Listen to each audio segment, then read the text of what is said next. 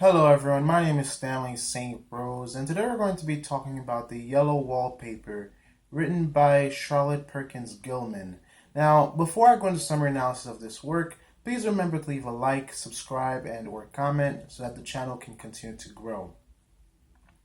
Now, this work is very interesting. It's depressing, it's sad.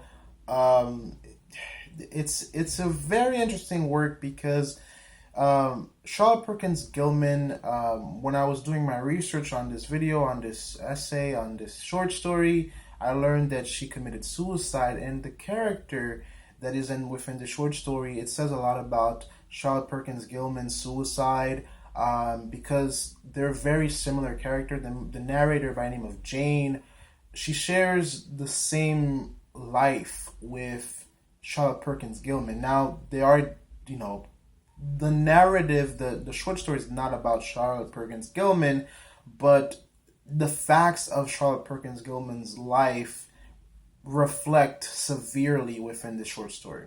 So before we'll talk about the comparisons and the analysis and the significance of this in the analysis portion of this video. But right now, let's go into the summary and what happens within the Yellow Wallpaper. So basically, at the beginning of the work, we're just told that the narrator, it's narrated by the narrator, and her name is Jane. It's like not used a lot, but her name is Jane, and basically, she is showing up at this mansion. Her husband is a doctor.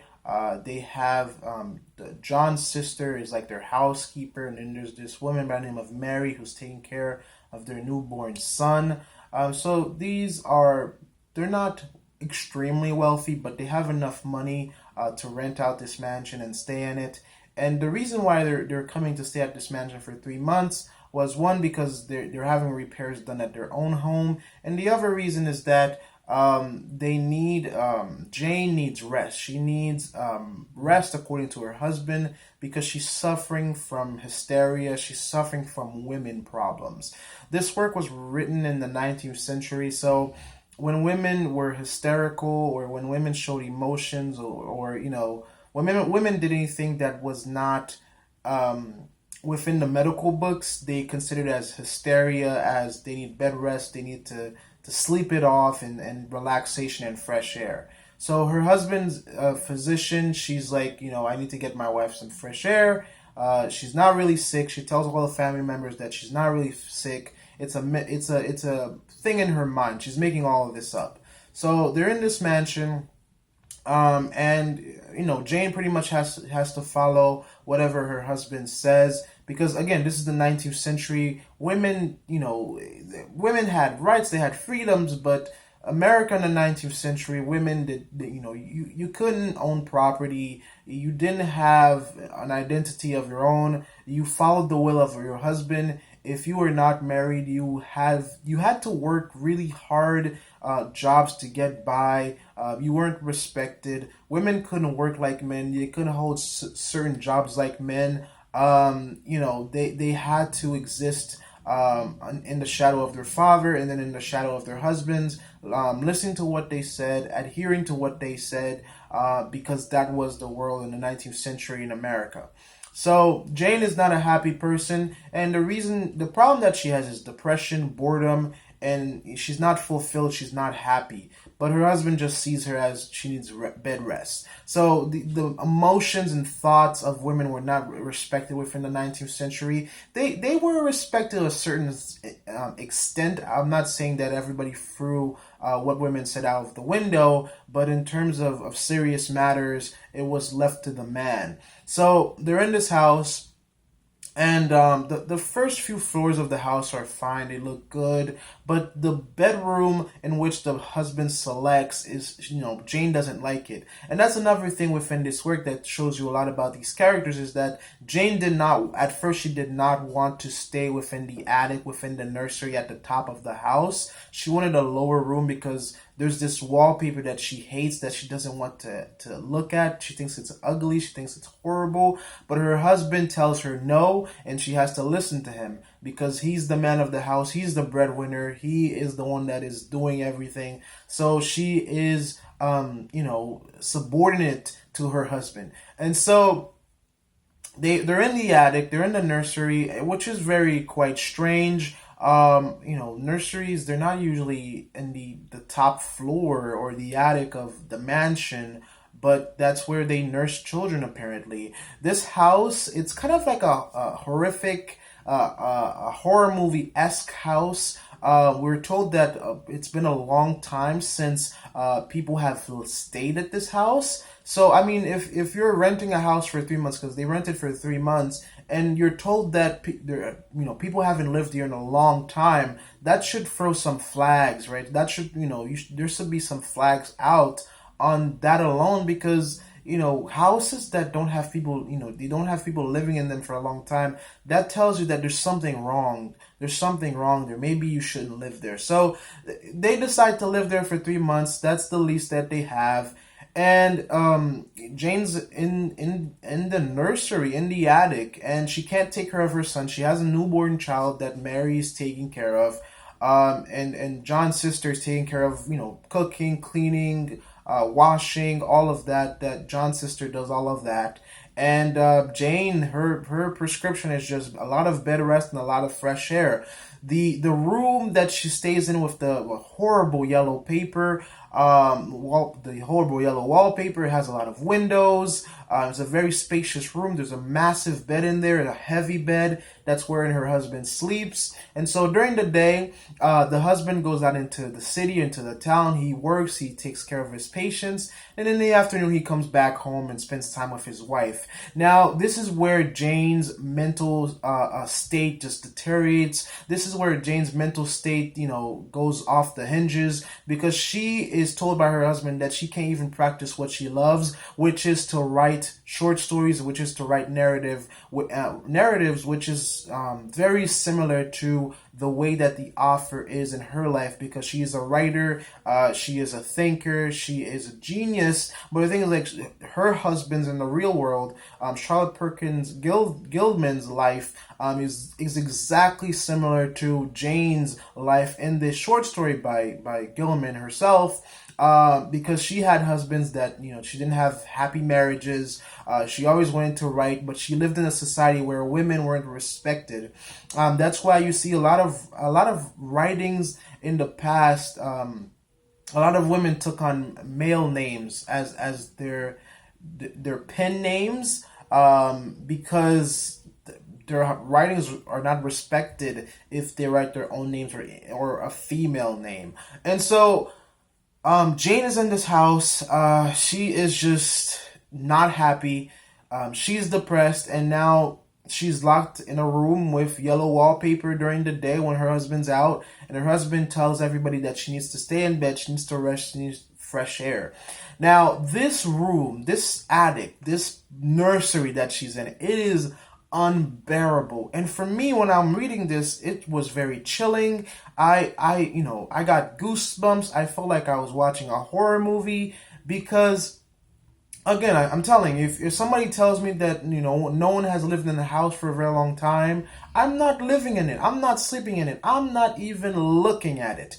But this woman, she's in the attic. And attics, I mean, in every horror movie, the attic is the place, the attic and the basement. You just don't go there.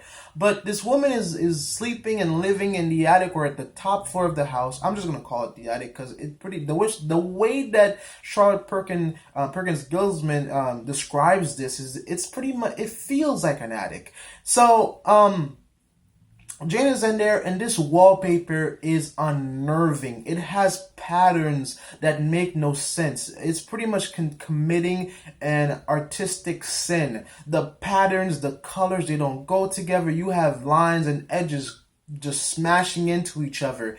things that start in one place and then commit suicide in the other place. The shapes look angry, vicious, malicious. They're attacking each other. They make no sense. They have no purpose. There's no like one thing. The room is not a great room because Jane, the narrator, describes the room as being there's dents and cracks and crevices within the floors and the walls. The wallpaper is ripped. The yellow is an unsettling yellow, a rotting yellow, an unwelcoming yellow. It's like a room that people shouldn't be in. She does say it's a nice room, but with the wallpaper, the yellow wallpaper, it just feels not right. So Jane is in this room day and night. She's looking at this paper. She's been denied the ability to express her writing. So, that's one thing that she loves that she can't do. So day and night, she's in this room. She's writing. She's watching this wallpaper.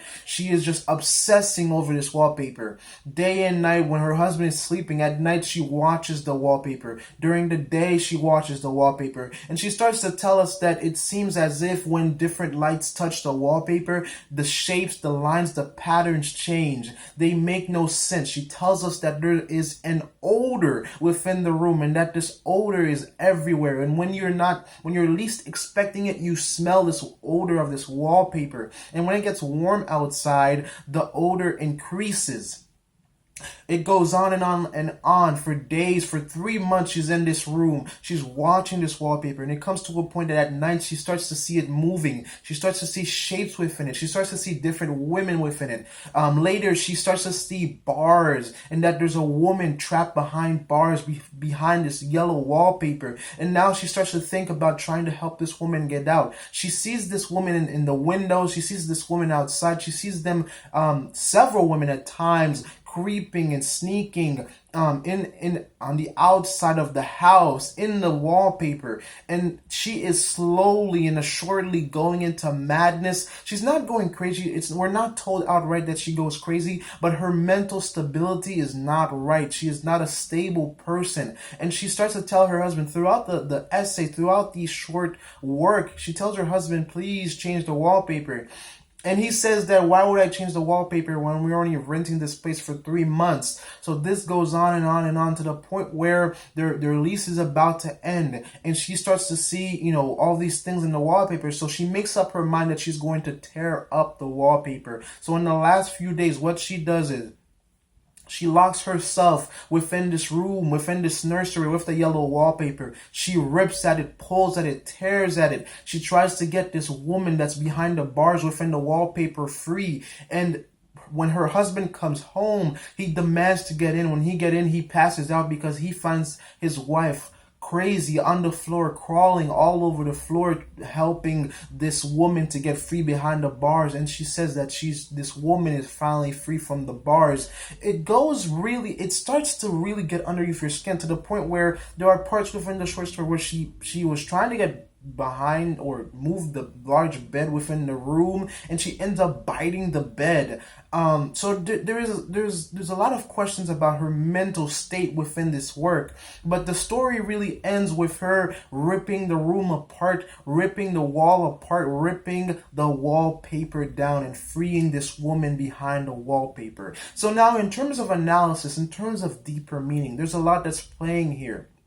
Now, Charlotte Perkins Gilman, we know that because of the research that I did, I learned that she did commit suicide. And she committed suicide for many reasons, but one of the reasons why she committed suicide is because she lived in a world where women couldn't have their own identities. She lived in a world where her writing couldn't be appreciated as it is today. She lived in a world where her creativity was just stifled. So the same way that Jane feels constricted, feels choked, feels pressured, is the way that Charlotte Perkins Gilman felt in her life. When we're talking about the 19th century, we're talking about an age, an era where women, there wasn't that many jobs for women. If you weren't married, life was just tough for you. You just, cleaned other people's houses or took care of other people's kids. that's the life that you had. That's what you could do, and if you couldn't do that, I mean, there was nothing else. All the occupations, all the jobs belonged to men. It was a man's world. And in the 19th century, Charlotte Perkins Gilman was pretty much, her writings were pretty much the first writings, or part of the first writings for feminists and women to fight for their rights, to fight for their freedoms, to fight for suffrage and things like that. Because, in the 19th century, women, you couldn't be the leader of your own life. You lived with your father, and when your father married you off to somebody, you lived with your husband, and the will of both of these men, or however husbands you had, or throughout your lifetime, they would dictate what your life was, and ever will be. And so Jane is in of a way within this work kind of saying that she is trapped, that women are trapped. Because again, at certain points she sees several women behind the bars, and at some point she only sees one woman. So it's like women within the 19th century, they're trapped within these marriages, within these social norms, within these societal norms where they have to conform. If they don't conform, they have no identity. They're pretty much stuck. And really, that says a lot about Charlotte Perkins Gilman, because if she lived in a world where she couldn't be who she is, she couldn't have an identity for herself, where she felt depression, where she felt stress, where she felt anxiety, it really brought her to a dark and melancholy state. So, this work, it's very significant because it shows you what life was like for women within the 19th century. The 19th century was not a pleasant time. I mean, John is the John that we're introduced to in this short story. He's a good husband. He takes care of Jane. He rents a house just for her so she can feel better. But at the same time, he's very condescending. He treats her like a child. She can't speak for herself. She can't even choose her own bedroom. So he's this all knowing and all decision making being, and his wife just has to listen to him. At many times we can see John within this short story just holding her in his arms like she's like a child, like a baby. And it's very significant because, again, in this attic, remember that it was a nursery. Remember that it was a place where they kept children. So the fact that John put his wife in this nursery, in the place where they kept children, it was like, that's his wife, but at the same time, that's his child, because he made the decisions. He fed her, he took care of her, he did everything. So in a way, it's like John put Jane in a nursery, and she was a child, she was a baby, that he was taking care of her. And when you think about it, Jane couldn't even take care of her own son, her newborn son. Mary had to be brought, this servant had to be brought, this nurse had to be brought to take care of her newborn son. She didn't have the strength or the will to take care of her own child. She couldn't even, she can't take care of a household. There are some contradictions within this work because, for one thing, it tells us that women didn't have, content or happiness within the 19th century. But the fact that there's a housekeeper, that John's sister is washing and cleaning and cooking, and Mary has a job, it shows us that some women were content, because within the short story, it doesn't show us that Mary or John's sister, it doesn't show us that they hate their lives or they hate their lot in life. They just do their jobs and they get by. So I mean, there were some jobs for women. There was a level of existence for women. They didn't all have to get married and listen to their husbands, but for the most part, they did. So this work begs a lot of questions about what it means to pretty much oppress individuals and also keep individuals down, because they mocked her. Jane, and perhaps even Charlotte Perkins Gilman, she had mental issues just like Jane, but the doctors saw her as hysterical, as a woman who doesn't know what she's talking about, as a person who has no place. After Charlotte Perkins Gilman published this work, she actually sent this to a doctor because she too was prescribed this bed rest and fresh air regimen by her own doctor because of her depression and her mental state. Because again, they didn't even understand mental disabilities and mental problems in the 19th century.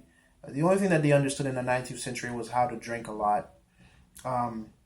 And it wasn't a good century by any sense of the word. It wasn't a pretty century by any sense of the word. A lot of husbands beat their wives and abused their wives. The 19th century was just not a great place to live. All that people did within the 19th century is whatever they want, especially when it comes to men. That's why, the temperance movement was put into action.